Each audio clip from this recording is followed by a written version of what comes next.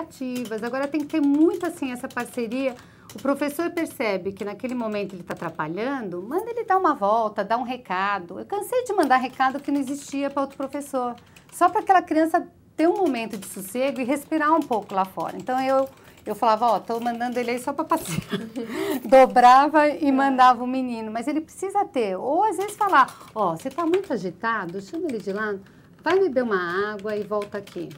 Né? Ele já volta diferente, porque ele já gastou um pouco daquela energia. Tá.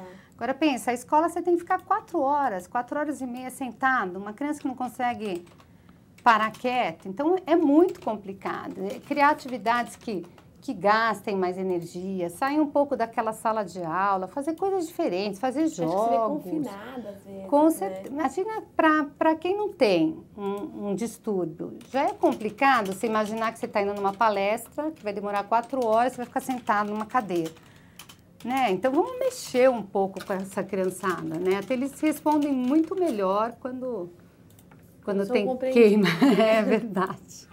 Porque é complicado, mas a gente vê, às vezes, até no passeio na rua, você vê as mães, elas não têm paciência, né? É mais fácil gritar, moleque chato, não sei. Então, assim, é complicado, porque não trabalha o lado legal de você, de repente, ter uma atividade, mas você critica todo o tempo isso, né? E o legal, assim, ele perceber se a escola está tendo esse olhar, né? Tem escola que não aguenta e deixa muito claro, sabe? Qualquer coisa, vai para fora. Isso na escola, com o aluno, porque às vezes o aluno nem conta, com medo da reação dos pais, né? Como é que as mães podem estar? Olha, eu acho que percebe muito assim, às vezes eu vou na escola ou as mães me falam, você sente isso quando estão falando do teu filho ou do teu paciente. Tá. Não tem como. Porque ela já chega, não coloca assim, só coloca assim, olha, ele não para quieto, toda hora tem que ser mandado embora, faz perguntas, só mostra aquele lado negativo. Sabe quando tá vendo a criança como aquele rótulo de não é capaz, só atrapalha a sala? Então, perceber, e às vezes eu falo, não, mas o que está sendo feito, né? Outro dia eu fui porque o meu adolescente era 3, 4 vezes por semana, no meu paciente, era colocado para fora de aula. Eu falo, sabe o que vocês estão falando para ele? Que vocês não têm competência para lidar com ele. Não é bem assim, ele não pode atrapalhar os outros. Eu falei, mas ele está matriculado tanto quanto os outros. Vocês têm que ter competência de criar alguma situação que esse menino pare. Não é possível 4 vezes por semana ser colocado para fora. Então, a escola ainda tem que rever muita coisa. Existe muito... É muito tradicional a coisa, né? Mas tem muita escola legal por aí. Eu não posso generalizar direto. Como que deve ser o ensino, Paula? Principalmente para adolescentes, que eu acho que é aquela fase de autoafirmação e é onde a dificuldade ela acaba existindo, né? Eu acho que, primeiro, ela tem que estar feliz de ir para a escola, né? Não é que o aluno... Não é aquela coisa que a gente vai achar fantasiosa, que ele vai falar, ai, que delícia, ir para a aula e fazer lição. Não é isso. Mas ele tem que ter momentos que, assim, tem que ter professores que ele goste. Tá. Ele tem que ter algum momento que ele te conta alguma coisa boa da escola. A escola tem que ser agradável, né? Então, ele tem que voltar. Prisão, não, né? Ele tem que sentir. A gente tem que sentir se ele está aprendendo, se ele está assimilando. E eu nem falo que existe uma escola certa para todos. Porque, assim, cada um é cada um. Então... tem várias escolas que não deram para alguns e dão para outros. Então, eu sou muito eclética para a escolha de escola. Eu vou ver o perfil da criança, o perfil do aluno. Agora, tem escola que eu quero fugir, porque é aquela tradicional que não vê o aluno como um ser individual. Então, você vai falar, não, mas não é assim que a gente trabalha, não é assim que faz. Você tem diagnóstico, às vezes, da criança que permite prova oral, ela não dá prova oral. Então, tem um monte de coisas, é briga individual. Então, às vezes eu chego na escola e falo, vamos lá para mais um ringue. Porque ou você fala, bom, é lei, mas e daí? Você vai ficar entrando com processo com cada escola? Mas tem umas que você sente uma abertura, você chega, não... Tem umas que também já nem te dá esse espaço. Não te dá esse espaço, mas tem umas que eu chego e falo assim, não, Paula, você vai orientar... Né?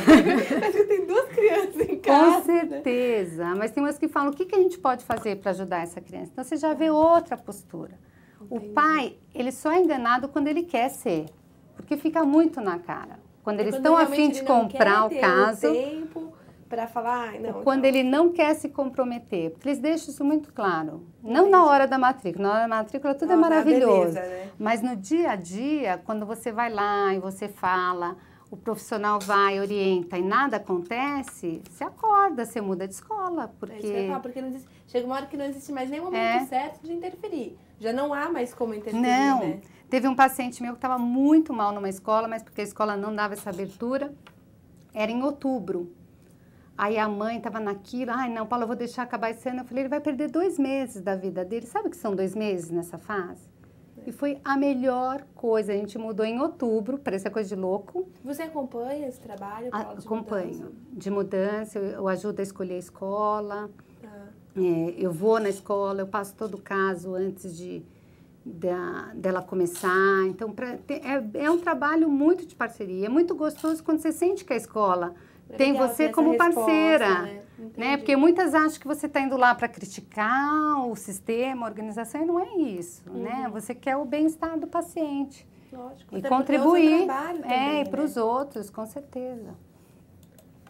E o Cláudio diz, Paula, qual a melhor maneira de estimular a leitura nos filhos pequenos? Proibir a televisão é uma boa saída? Não é uma boa saída, porque a criança vive num mundo que todo mundo vai ficar falando da televisão, e ele não pode ser o único que não tem acesso. Agora, o que eu acho da televisão? Existem programas muito bons na televisão. Então, dá uma selecionada, coloca umas TVs que colocam programas educativos, né? Não... Agora, ele vai precisar um pouco de desenho, a gente tem que pensar assim, que o desenho também está trabalhando um monte de heróis, porque os símbolos dos personagens, eles vão direto ao inconsciente. Então, às vezes o meu filho está lá naquele... Você diz o símbolo, assim... O herói. O herói, a qualidade o herói é diferencial. É diferencial. Às vezes ele está naquele herói que ele não pode perder aquele desenho de jeito nenhum, porque de alguma maneira aquele herói está trabalhando, com certeza. E com certeza naquela novela tem algum personagem que ela se identifica. Entendi, quando tem. Às vezes você perde algumas cenas da novela, mas aquela você quer assistir, porque aquela está trabalhando medos, conflitos. Então o que acontece nos desenhos animados? A gente pode olhar até esses japoneses aí. Os desenhos de sucesso japoneses, é sempre um menino que luta contra monstros, é um menino que entra no mundo virtual, mas ele vira o herói, ele consegue... E esses monstros, o que são? São os medos, as ansiedades dele, então precisa. Agora, para estimular a leitura, primeiro, os pais têm que ser leitores.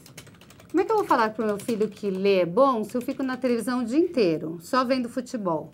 Aí ele não vai achar que é uma grande de uma mentira. Levar para lugares que eles manuseiem livros, bibliotecas, livrarias. Tem livrarias fantásticas, né? Que a criançada vai lá e se diverte. Mexer no livro com a criança, contar histórias de diferentes maneiras. Histórias de livros, histórias que eu conto sem precisar do livro para mostrar o quanto é importante aquela história, né? Passada pelo oral. Contar histórias de infância. Tudo isso que a gente não imagina está ligando essa criança com essa leitura. Né? Mostrar o livro como algo divertido mesmo. Por que as crianças têm tanto medo da leitura, Paula? Porque é colocada de uma maneira... A criança gosta de ler, ou se interessa pegar um livro de imagens, que seja, elas não pegam, elas passam longe de livros. Mas é muito do estímulo, né? A televisão vem tudo muito pronto, eu não preciso ter trabalho, mas quando elas descobrem a magia do livro, né? De imaginar a cena, eu como autora, eu vou em um monte de escolas, eles me chamam, e a criançada para me entrevistar, né? Eles acham que autor é ser do outro mundo. Por quê? Eles falam, como é que você consegue escrever tanto num livrinho? Ou ter tanta ideia? É porque não estão sendo trabalhados essa criatividade. Aí eu começo a colocar para eles que todos somos autores de potencial, né? Que aquela brincadeira que ele está inventando, ele pode escrever. Os meus pacientes, a maioria começa a escrever livro, quando começa lá. Que eles começam a se identificar comigo, o fato de ser autora. Então, eles levam os livrinhos. Esse sábado mesmo, um levou 3 livros que ele está fazendo. Que barato! É quando a gente começa a lidar e mostrar um encantamento do que é uma história, né? Então, eles entram assim de cabeça. Porque eu acho que eles só veem o livro de uma maneira assim, a escola mandou. A escola mandou. Entendeu? Não, assim, é uma história que eu posso também contar, né? E aí que os pais têm um papel importante, porque assim, a escola tem aqueles livros obrigatórios, Mas aí o pai vai levá-la numa livraria para escolher aquele livro que ele quer, aquele que chama a atenção, aquele que vai ser do interesse dele. Então, a criança adora dinossauro, pega uns 5, 6 livros de dinossauro, deixa ele escolher lá na livraria, ou Harry Potter, ou Bruxo, o que for da vida. Mas aquilo que ele vai ler com interesse. Pode ser Barbie. Foi um livro de bastante estímulo, né, para as crianças. Foi. Muitas. Por quê? Porque lidou com aquela coisa que estava sendo perdida. Então, o que aconteceram com os contos de fadas? Ficaram muito açucarados. Entendi. E quando você encara um menino que é maltratado pelos tios, que tem o lado ruim da vida, que as pessoas ficam querendo mascarar para a criança, ela se identifica muito mais. Entendi. Porque é a realidade. É a realidade, né? Na vida dela, quem que vai garantir que ele vai ter a mãe sempre? Que ele vai ter o pai? E os contos de fadas trabalham isso. Então, já tem a madrasta para garantir para aquele inconsciente. É tudo muito preparado, assim, mas que já trabalha esse inconsciente. Entendi. Já estou dando... ela ficou lá sozinha, mas ela conseguiu sobreviver. É isso que a gente tem que criar, né? Os nossos alunos. Ela cresce numa fantasia que não existe, né? Que não existe. O que a gente... Mas hoje em dia até a Disney, né? A gente pegar Nemo, perde... Sim. A mãe, lascou né? Todos perde alguém. E é para trabalhar, porque a criança até 7 anos, ela morre de medo de perder um dos pais, né? Então, é como se ela fosse um só com os pais. Então, você trabalhar esse inconsciente, que mesmo se ela perder, ela pode sobreviver. Entendi. Né? Ela vai ter a vida dela. Então, isso é e muito a Tatiana, importante. ela diz, na escola do meu filho, na classe dele, tem muita diferença de idade. Como, por exemplo, ele tem 4 anos completados em novembro. E os amiguinhos completaram 3 em setembro ou outubro. Isso atrapalha? Olha, vai depender de como o professor está lidando com isso. Às vezes, muita diferença de idade fica complicado, porque uns estão naquela fase de morder ainda, o outro já passou da fase, então começa a misturar. O que pode acontecer em escolas com idades diferentes, assim, de um ir aprendendo com o outro. Tem escolas que conseguem lidar numa boa com isso, dependendo da diferença de idades, né? Mas tem outras que dá uma atrapalhada no meio de campo, sim, principalmente nesse social.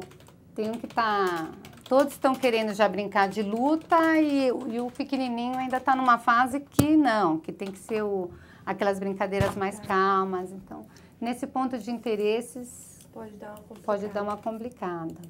E a Mariana, ela diz, é possível diagnosticar hiperatividade em uma criança pequena, fora da idade escolar? Quais os traços mais significativos do comportamento? Então, a hiperatividade é aquela coisa que fica até meio sofrido para a criança de não conseguir parar quieta. E ela usa muito esse termo, mas eu não consigo. Agora, aquela hiperatividade, uma coisa que a gente tem que diferenciar é do limite, né? Então, um neurologista vai ter um olhar mais atento para essa questão. Agora, a gente tem que perceber, tem limite, né? Aquilo de não parar quieto mesmo sozinho e ficar uma coisa muito sofrida, às vezes destoa muito do resto da classe, mas às vezes... mais numa questão de limite do que próprio de ter muita energia para gastar, né? Isso que tem que ser um olhar mais atento. Certo. E, Paula, infelizmente, nosso tempo acabou. Ai, que rápido. Foi rápido, agora o negócio... Eu posso deixar meu site aqui? Claro, seu telefone até para o pessoal ver os meus jogos, os meus livros. Então, tá no site, se você quiser deixar também, não tem problema. Tá tudo no site, é www.paulafurtado.com.br. Qualquer dúvida também, se o pessoal tiver, pode mandar lá pelo contato. E foi um prazer de novo, passou muito rápido.